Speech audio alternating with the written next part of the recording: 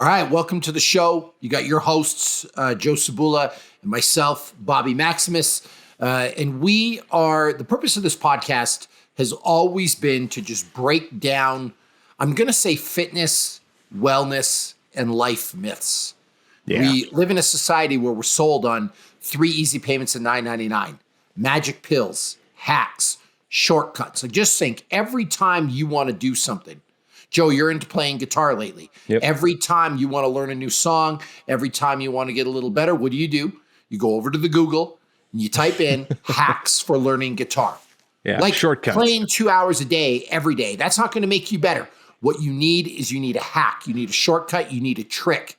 And the reason that you've been held back from playing guitar, the reason you're not Joe Satriani, Eddie Van Halen, Jeff Healey, that guy from Dream Theater that you love, I can't even remember his name. John Petrucci.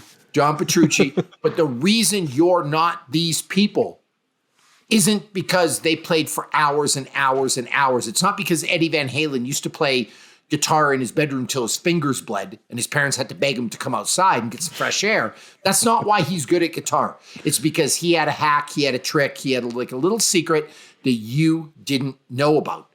And how does that relate to our lives? Well, if you're not getting a job promotion, it's not your fault. It's that you don't have the hack, you don't have the trick, you don't have the secret. So what do? You pay a guru thousands and thousands of dollars to sit in his seminar, and he's going to tell you the trick. He's going to tell you the one thing that's going to change your life. Or, and listen, I love the guy, but you go to a Jocko Willink seminar, and you think that because you went to that 3-day seminar, you're all of a sudden going to rise to the top of the corporate world. Now, the information is stellar at a Jocko seminar, but you have to actually go do the work, and that's what people forget. They want the shortcut. It happens in marriage all the time. They think they're just going to do this one little thing. They're going to say this magic line, and it's going to make all their problems get better. Well, now we go to the fitness world, and we've been conditioned that we're going to get fit in a boot camp, that we're going to get fit in 30 days, that we're going to get fit in, even 90 days. And I don't think 90 days is enough. You said it best on one of our early episodes of the podcast. You're like, if you show up for a day, nothing's going to happen. You show up for a week, nothing's going to happen. You show up for a month, nothing's going to happen. Like, you've got to be in it for the long haul if you really want to be fit. Yeah, and if you need that constant validation of visible change, you're not going to get it. You're not going to be successful. So you've got to find a way to keep showing up and keep doing the thing despite the lack of evidence. Yeah, and here's let's talk about a basic premise, right? Just so we don't confuse people. You can make an eye-popping, earth-shattering, men's health cover-worthy transformation in 3 months. I've seen people do it. Yep. But when we say you won't be really that fit, it's not stable. It's why you see actors go up and down and up and down and up and down. They can get insanely fit for a role, like Michael B. Jordan did for Creed. Looked incredible and completely transformed his body in a really short period of time. But A, it's not sustainable. B, it's not sustainable for a normal person. And I just want to draw the comparison because when you're an actor, you're paid to get ready for a role. Yeah. And so you can live a little bit different of a lifestyle. You can have the private chef. Now, this isn't the case for every actor because there are some starving actors out there. But if you are doing well for yourself, you can have the private chef, you can have the meal prep, you can have the trainer, you can have the massage every day, you can have the resources. That's a different thing than the person who's working 12 hours a day in a factory with 3 kids and a wife. When you're The Rock or you're Mark Wahlberg and you've got this level of success where you can afford your own gym in your house, where you can afford a semi-trailer with your gym that travels with you, it's a lot easier for you to be able to give that time, that energy, right, and those resources to that goal because it's all part of the job. But like you said, if you're a numbers cruncher sitting at a desk all day, your boss is not going to give you that extra hour to go to the gym. You got to find a way. And I'm not trying to put these people down by saying that they have to work less hard. That's not the work's the work. That's the great equalizer. It doesn't matter if you're rich. It doesn't matter if you're poor.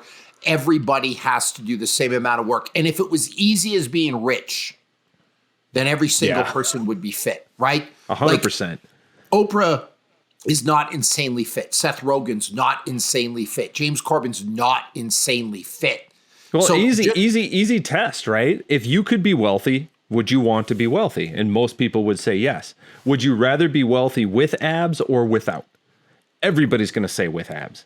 I mean, as long as we're making shit up, right? Like, if we're going to get good stuff, let's get it all. There's nobody who would say, you know what, I really want the money, but I definitely don't want to look amazing. Like, it's just not human nature. Yeah, I want to look like trash. Yeah. But when you look at these people, right, Will Ferrell is not the most fit guy on the planet. Having money doesn't equate with being fit. But what it does do is it makes the job in terms of, I don't know how to word this. I don't want to say it makes the job easier because you still have to work your ass off in the gym. The fitness becomes the job, right? Yes. Like if you're getting fit for a role, you know, somebody is giving you those resources to make that happen. It's way easier for you to prioritize that because there is a definite paycheck involved. Your work performance, like when you get a performance review as an actor, they're like, "Are you shredded?" And you're like, "Yes." Well, then you've done the job. But again, if you're a school teacher, that's not part of your, you know, quarterly performance that your principal is going to sit down with you and be like, well, listen, you've achieved all these goals that we set out and you've lost 3 pounds. Like that isn't part of the measurement for whether you're a good teacher or not. So it's really difficult for you to justify putting time and effort towards that when you have other things that you're actually being evaluated on. Well, and actually, Joe, you know what? I'm just going to say it. It does make it easier. I was trying to be nice. I was trying to word it a certain way. I didn't want to take credit away from. I will put it this way, because I agree with what you're saying 100% here. It doesn't make the work easier, but it makes making the work a priority a lot easier. It makes making that being completely immersed in that world and making like those gains in the gym have value. It's so much easier if that's what you're getting paid for. Yeah, well, here's what I'm trying to say, right? I don't want to take credit away from The Rock. I think he works really hard in the gym. I don't want to take credit away from Mark Wahlberg. I don't want to take credit away from somebody like Roman Reigns in the WWE or John Cena, right? So I'm going to use myself as an example. It is easier for me to be fit or stay fit or get fit than a regular human being. Now, Bobby Maximus, why do you say that? I'm glad you asked. I'm going to tell you. Here's the deal. When I'm going to be in a Men's Health magazine, when I'm paid to be fit, when I have to take my shirt off for a photo shoot or a video or a filming session or for a professional endeavor, motivation is built in because it's my job. Why do you go to work? Some of you go to work because you love it. Some of you go to work because you get a paycheck. Me, my paycheck is tied to my fitness level.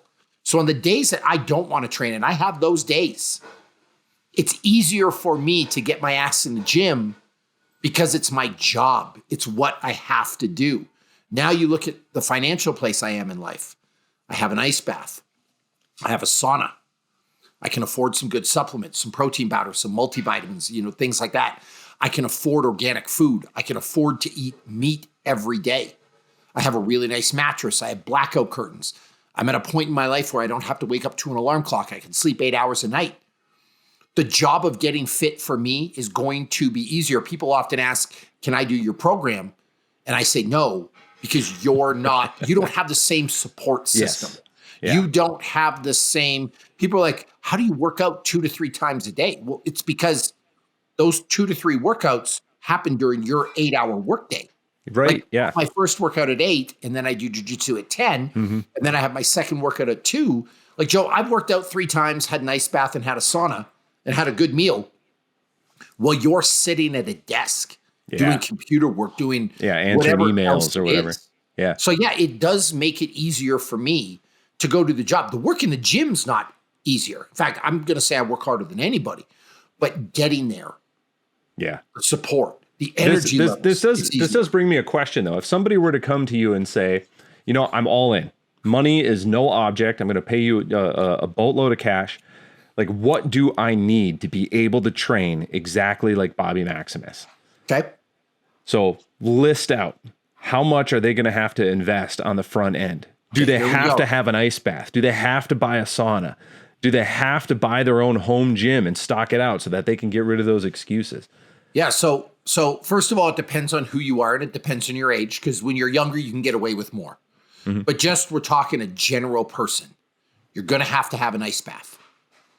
You're going to have to find some way to do that. And the reason I say you're going to have an ice bath, because I promise you, you will fatigue. And I've lived this life for a while. You will fatigue of going to the grocery store or going to the 7-Eleven and buying bags of ice and putting it in your bathtub. It's not going to be tenable. So yeah, you're going to need an ice bath. Number 2, to train like Bobby Maximus. So I'm going to do this in like rapid fire format, Joe. To train like Bobby Maximus, you need 8 hours of sleep a night in a completely blacked out environment that's temperature controlled.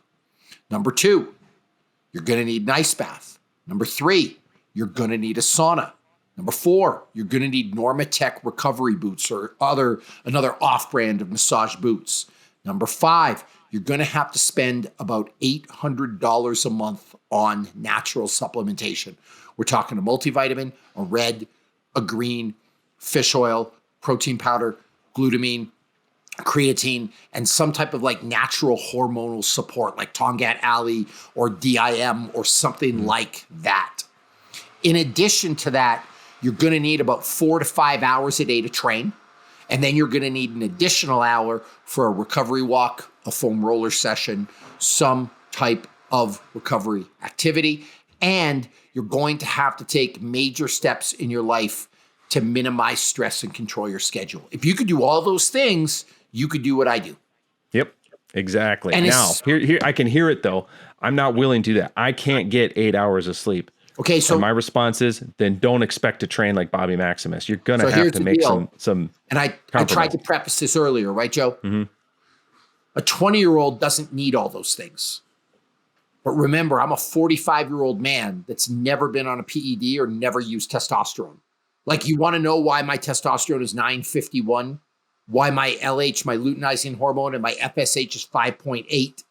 The reason why my human growth hormone is in line, the reason why my numbers are quote unquote optimal, it's because I do all those things, but that's what I have to do at 45 years old. I didn't have to do those things at 26. I didn't have to do them at 30, but I have to do them now. If you look at LeBron James as a model, and he's 38 years old and crushing it in the NBA, this is why he has a cryotherapy chamber. This is why he has a private chef. This is why he limits alcohol. This is why he flies private and not on commercial flights, because he needs the extra recovery. Like, that's what allows him to do. Tom Brady was noted for being insane with this, yeah. But the dude hasn't eaten a strawberry since 1998. He has avocado ice cream.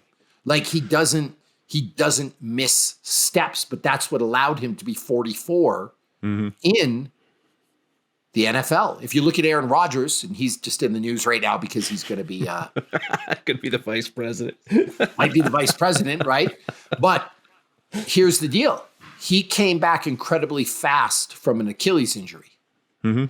He's not going to your local run-of-the-mill physiotherapist down the street twice a week because that's all his insurance allows to recover from that. Like, I'd want to know what his program is, but there's probably some pretty serious cutting-edge supplementation. The best physiotherapists on the planet. He's probably got a hyperbaric chamber in his house.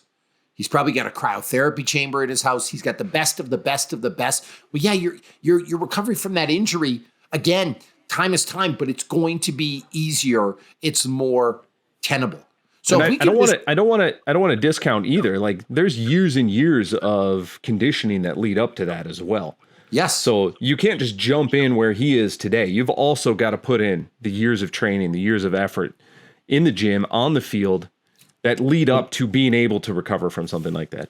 Here's another one, Joe, and we'll bring it back to fitness, because that's what people really want to know about, right? Yep. Not a weird skill like throwing a football or playing a guitar or whatever. But the other thing with being fit is it's easier to stay fit when you're already fit. Right. Yeah. And let me give you an example of that. In 20 minutes, I can do 75 pull-ups, 75 dips, 75 push-ups with perfect form, full range of motion, dead hang pull-ups, full range of motion dips, full range of motion push-ups, just so we know what we're talking about. And I can do that in 20 minutes.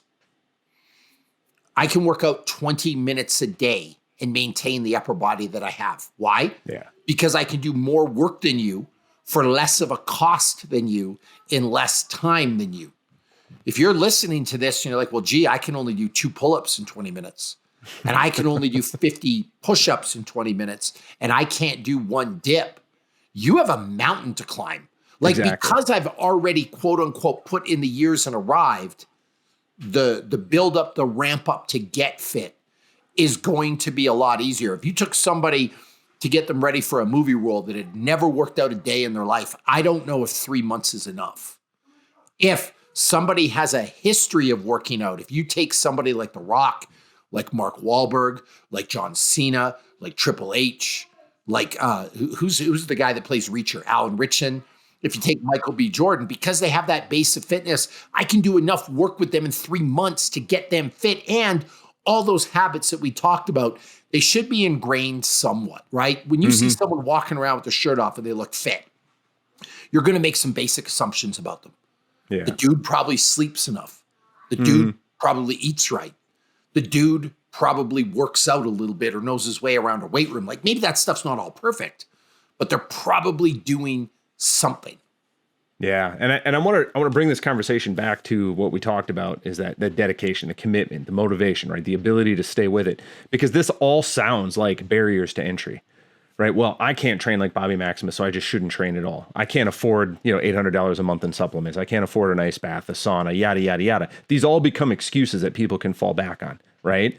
I'm not Aaron Rodgers. I don't have an entire career of training ahead of me before this injury that happened to me. So I don't have that luxury. So I'm starting here now today.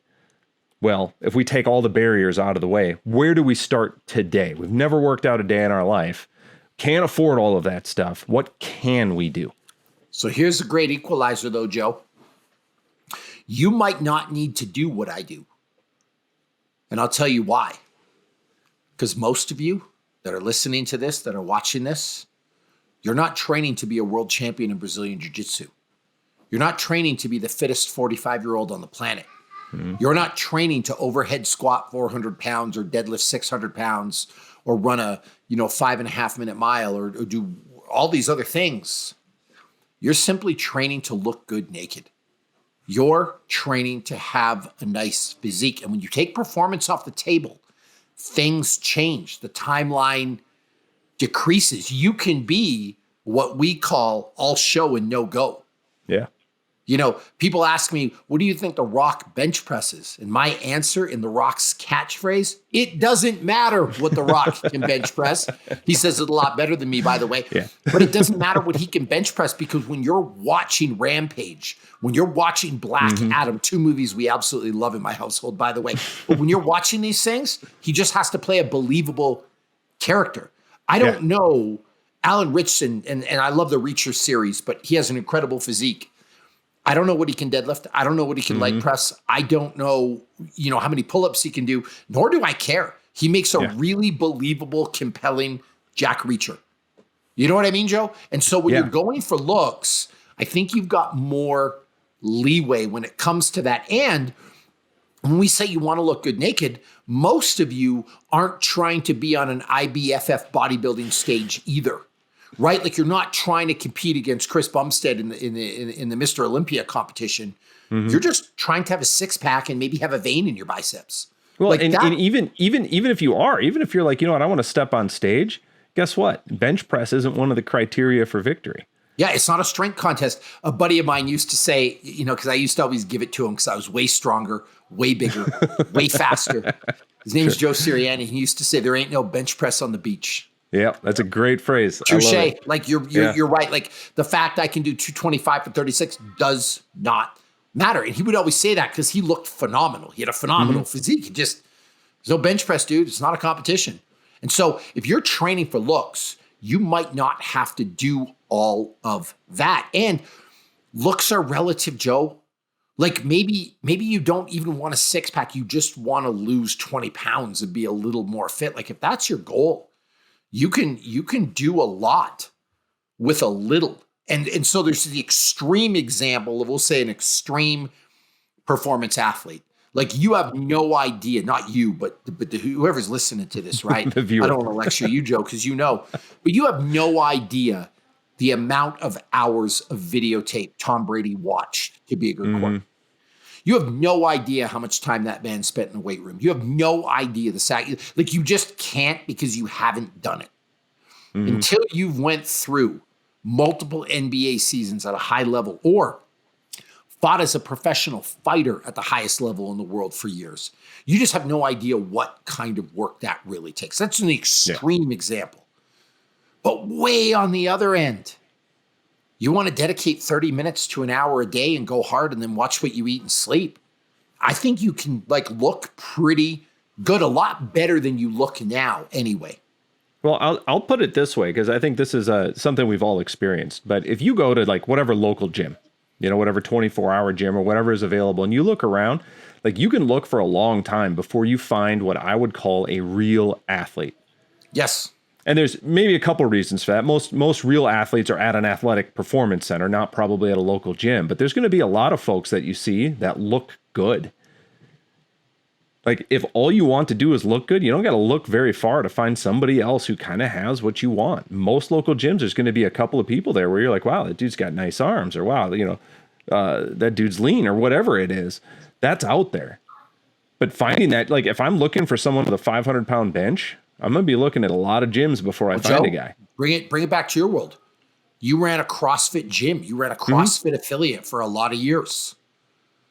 We know a lot of elite CrossFitters. A lot of people don't realize I coached the first team to win the games back-to-back. Hackspack in 2012 and 2013. I'm friends with Margot Alves, Dan Bailey, Emily Lugman's a good CrossFitter. There's a couple of people from First Form, Chandler Smith and Jesse Smith, that are just they're insanely fit. I don't even know. It's funny. I think I'm one of the fittest people on the planet. And then I go work out with Chandler and Jesse. And I'm like, this is just a whole nother level of something. You've been around an elite CrossFitter. They are the top of the top. But what percentage of the CrossFit community are they? So Joe, there's 30 competitors qualify for the games? Yeah, something like that. 32, 28. It's somewhere around there. I don't know what the current number is. And how many CrossFitters are there in the world? Yeah, how many they say sign up for the just signing up for the Open, right? 150,000 or 200,000 people. And those are just the ones that signed up. And there's more people than that actually do CrossFit. So you're talking there's 30 people walking around that make the games. Yeah. That's it. So we're talking the elite of the elite. And so that's our point. That's probably not you. You probably don't need to do what a Rich Froning or a Matt Frazier do. It's just reality. So what we're really talking about, Joe, here is if you want to be fit, you're probably not going to be Rich Froning. You're probably not going to be Matt Frazier. You're probably not going to be a Bobby Maximus. And so you can forget all the extreme stuff. You can forget the what I'm called life or death, motivation, all that stuff. The real thing that you should be focused on is just basic consistency. Yeah, you just got to show up for yourself. It is the absolute king. And I tell this to people all the time. Just show up. Even if you walk into the gym and you kind of go through your workout, almost like a dress rehearsal, you put on your workout clothes, you grab some weights, you kind of feel it out. You're better off doing that than skipping the gym, right? And as long as you're showing up every stinking day, you're showing up every day after day after day after day, the days when you're going slow and walking through will get fewer and further between. Because you're just naturally going to get fitter, get used to being there, being able to push yourself. You're much more comfortable with that. You start knowing what your limits are. You start raising your intensity. At the end of a year, you're going to be going pretty hard more often than not. And your bad days are going to be your old good days. Exactly. Even on a day where you're feeling bad, you probably put in more work. Again, back to the push-up, pull-up, dip thing, just because it's an easy metric. Yeah. On my worst day in 20 minutes, I'm talking, I have the flu and I'm thrown up in a bucket. I can do 50 of each in 20 minutes and call it a day. So even on your worst day, you can still be fairly fit, Joe. You can still do work. I have a client right now who runs all the time. And on his worst day, he can run a 50-minute 10K because his PR is about 39 minutes. So it's just if you're on your worst day, you can do a 50-minute 10K. It's really not that hard to maintain fitness. But what we're circling back to is Like, I hate to tell you this, and it's my 130-hour rule. And there's a lot of controversy when I post this because people freak out. Yeah, they do. They don't want to hear that it's going to take them 6 months to get fit. And what's the 130-hour rule? Someone asked me once, how long can you get somebody fit in? Like, I don't know. That's a good question. Like, all things being equal, and it's all the things we talked about here. Do they have a job? Do they have kids? Are they on a budget? Are they drinking powdered milk? Can they afford organic food? Like, all those things.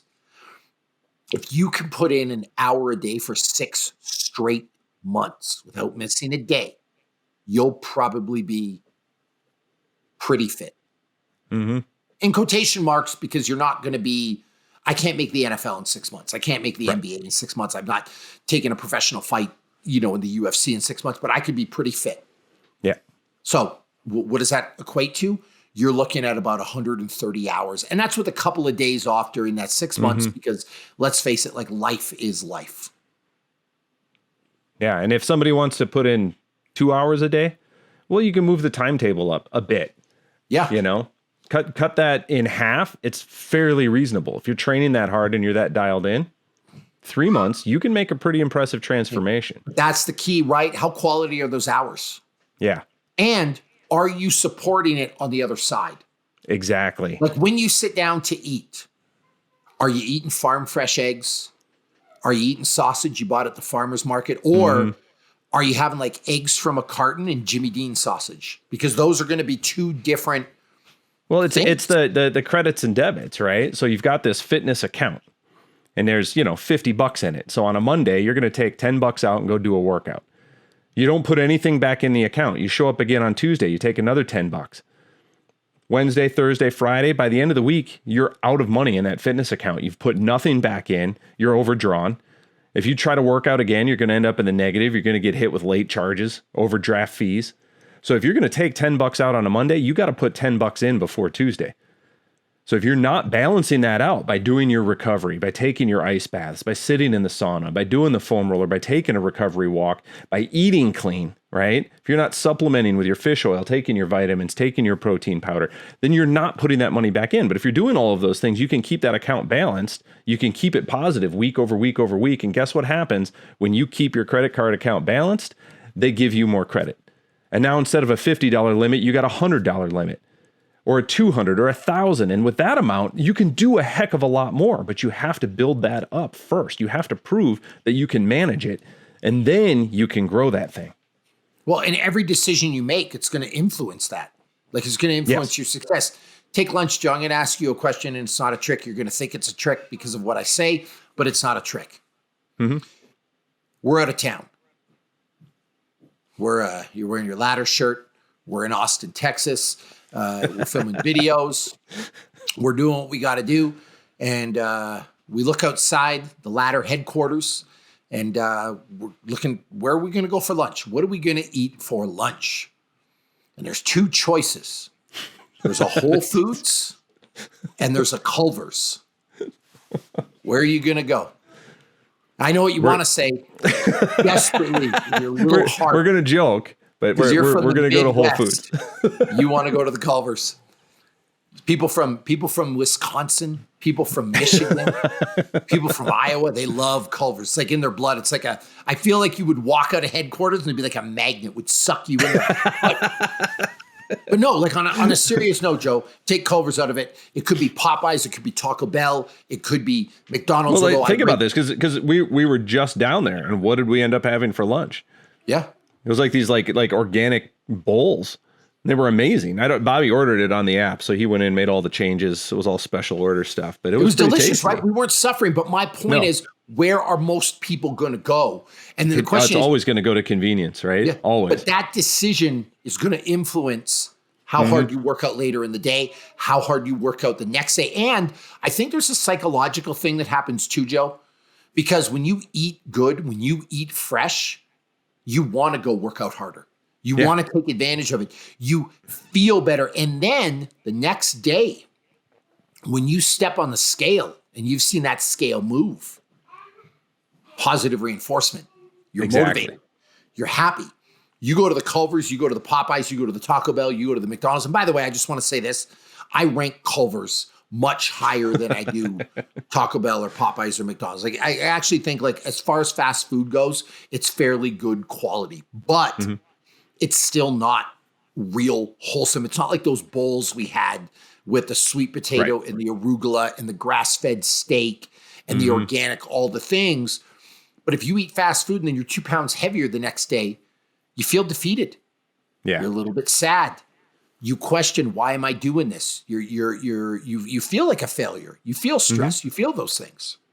Well, you feel demotivated, and that's what we're talking about. Like your actions should build on that. We were just talking about this earlier today, but stacking those wins, setting yourself up for success each day, and then seeing those positive wins.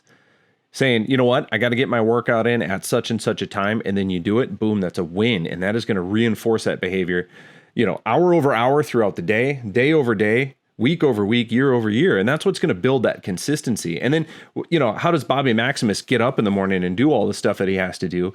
It's not a question of motivation. It's just what Bobby Maximus does. Well, it's a habit, but it's also, Joe, I have broken it down to its simplest form.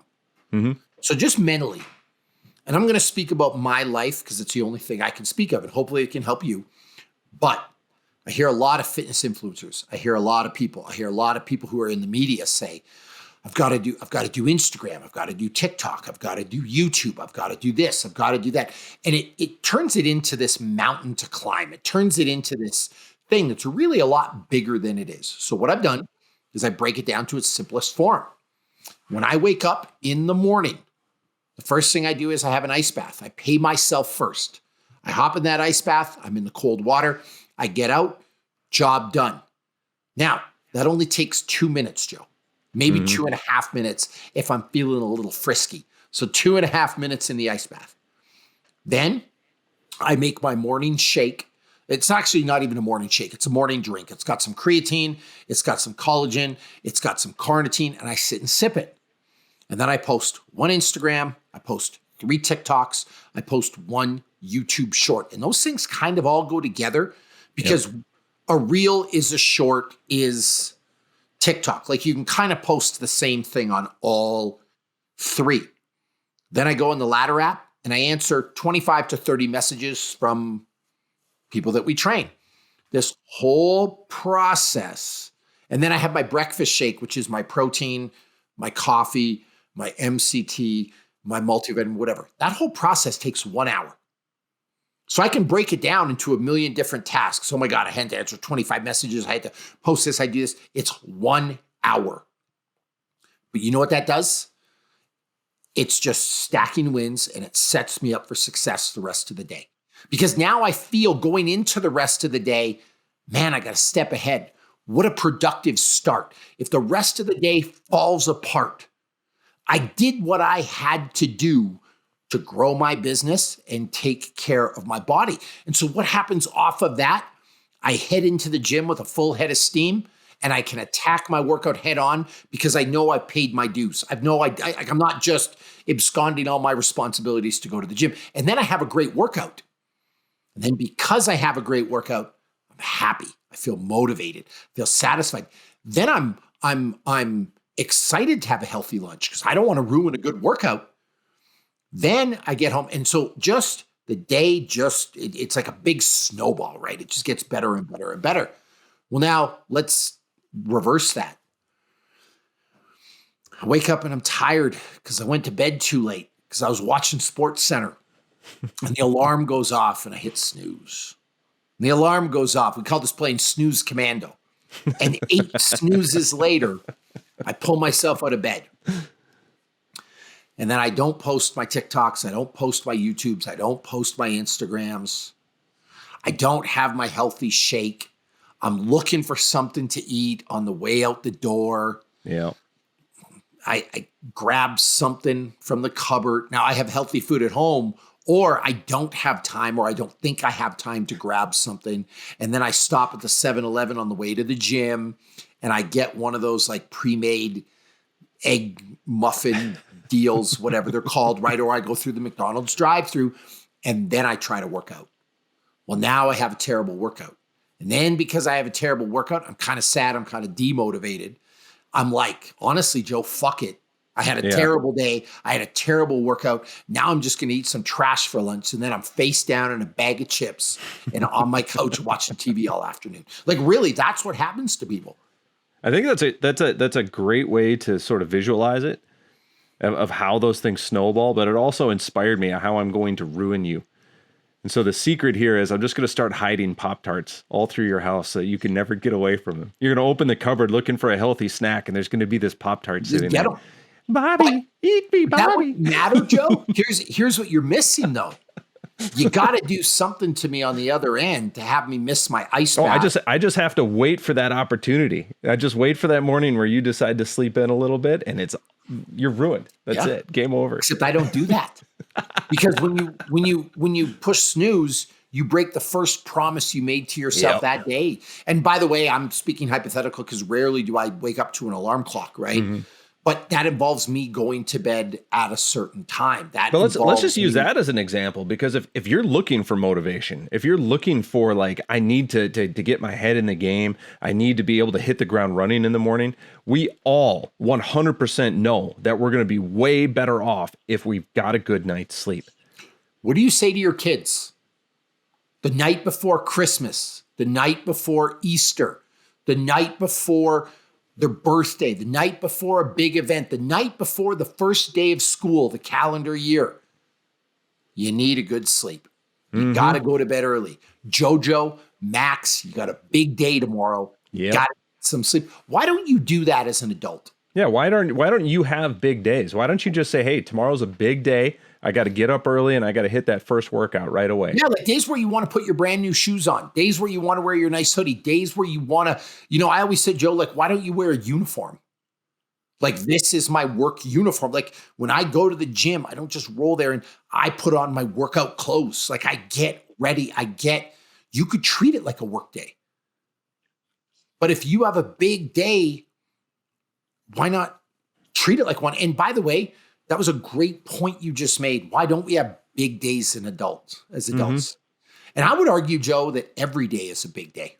It should be. Big days should be the norm, honestly.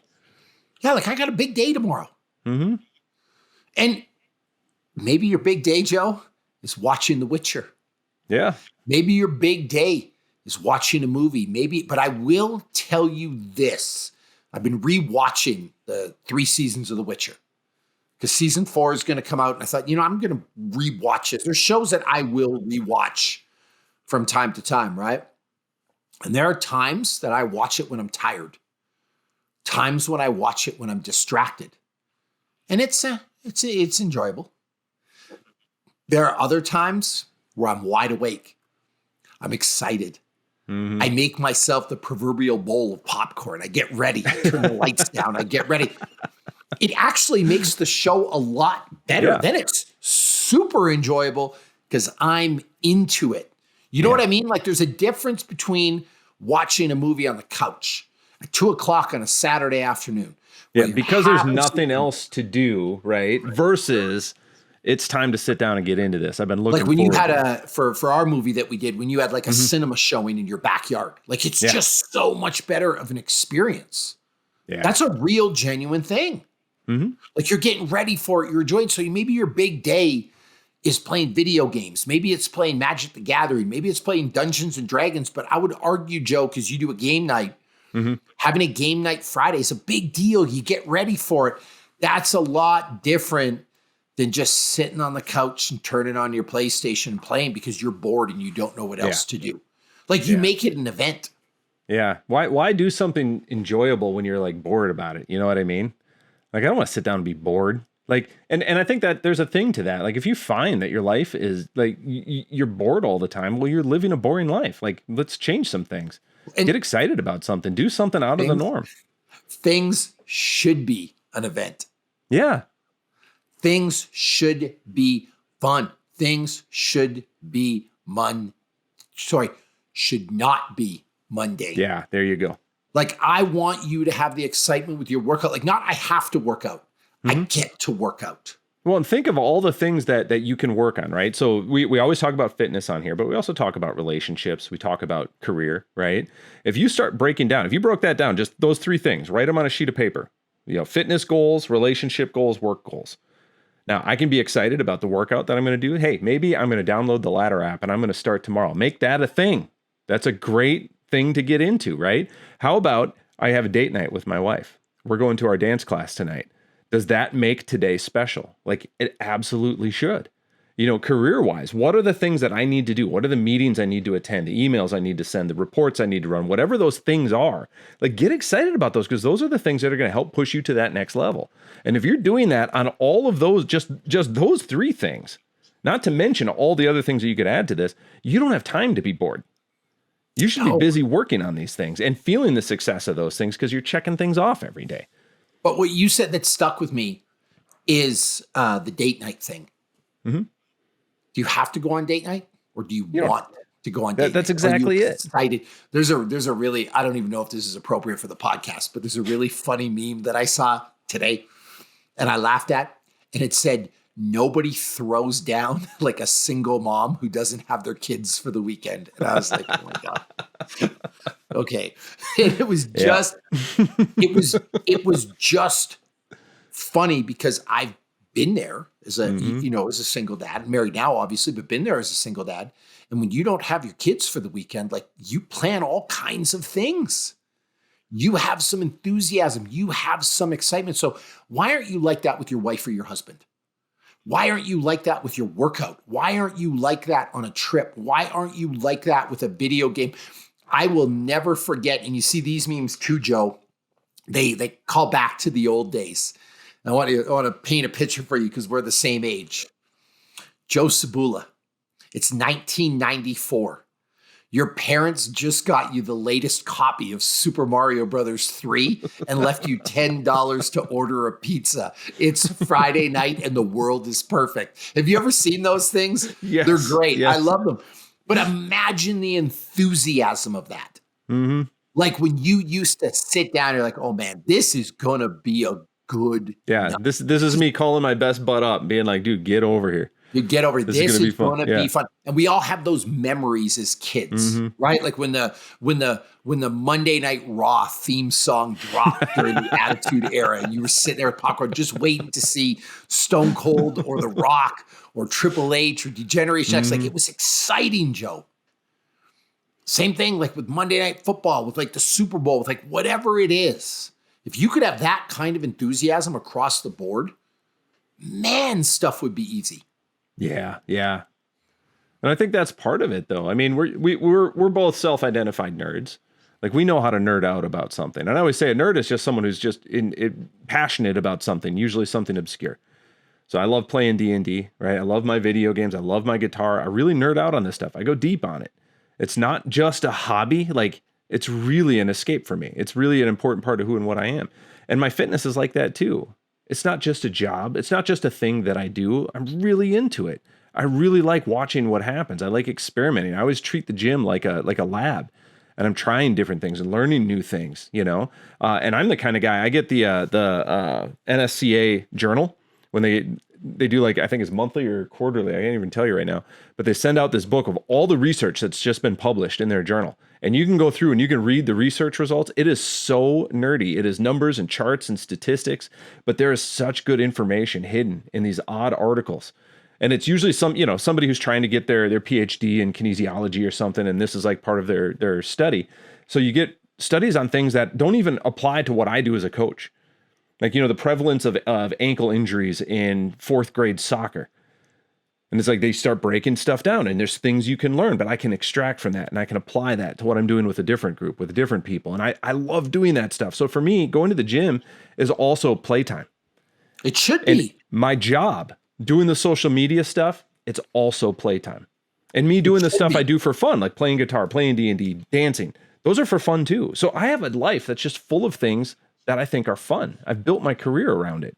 And so if you've got a job and you're just bland about it, like, what would it take to make that fun? What do you need to do to find some fun in some of these things? Because when it's fun, it's going to be way easier to stick to. Well, it's easier, Joe. And so, like, what I'm really hearing from this, and we'll break this down and we'll sign off. You want to be fit. You want to be better in every area of life, any area of life, I should say. Your marriage, your job, whatever it is. Number one, it sounds to me, and you tell me true or false, like you got to be consistent. True. You got to show up every day. You got to put in some work. You got to make better decisions across the board. And I'm not talking about being perfect, but every time you sit down to eat, just try to make that meal 10% better. Just try to be consistent across the board. And you're eating, you're sleeping, you're working out. Just be consistent. Would that be fair? Yeah, agreed. Number two, motivation's probably going to fade. And you probably don't have a job like me that you're going to lose if you're not fit. Yeah. But you should have some enthusiasm. You should have some excitement. You should treat date night with your wife. Go at it with the same excitement that you had the first night you took her out.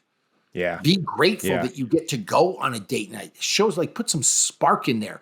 And that's how it should be when you go to the gym.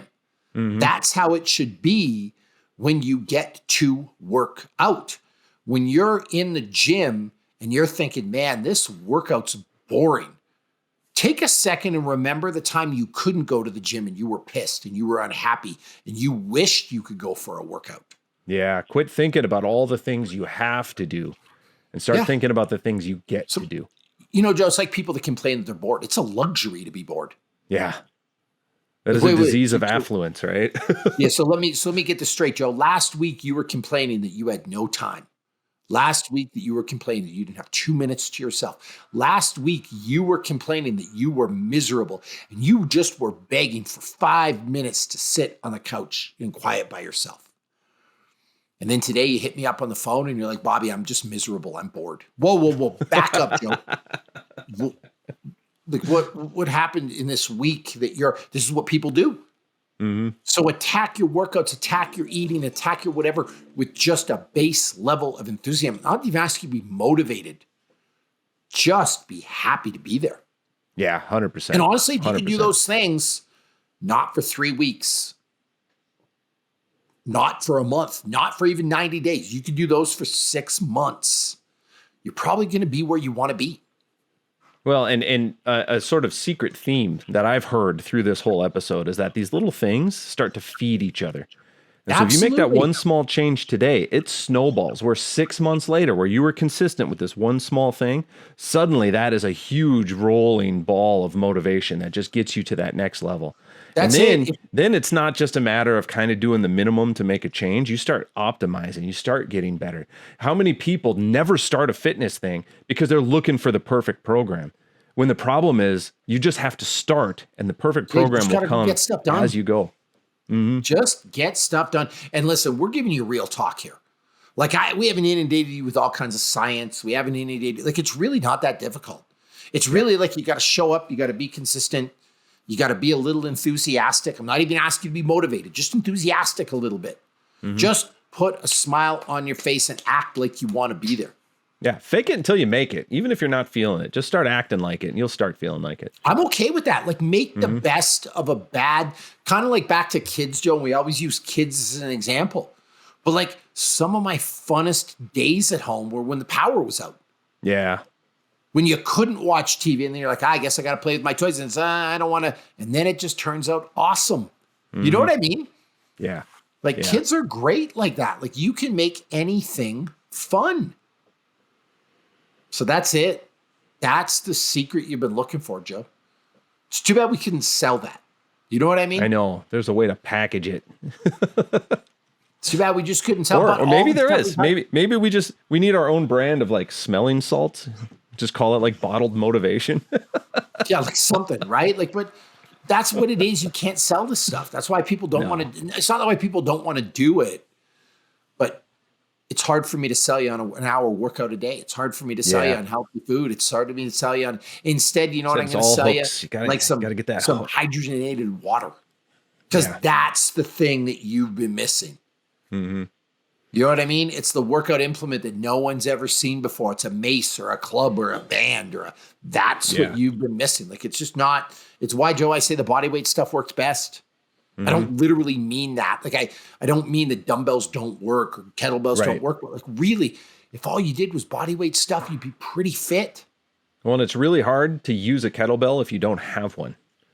Yeah. But you always have body weight stuff. So we talk about barriers to entry, that just removes them. You can do something. So that's it. Live a good life. Be consistent. Be enthusiastic. Do it with a smile on your face. Thank you for coming through another episode of the podcast. And by the way, you want some good workouts, download the Ladder app, join Team Maximus, 7 days free. You don't need a credit card. You just join and you're going to work out 30 to 40 minutes a day. We're in your ear the whole time. There's an enthusiastic community. I think the best community in the world to propel you. 100%. Just get after it. That's it. Till next time.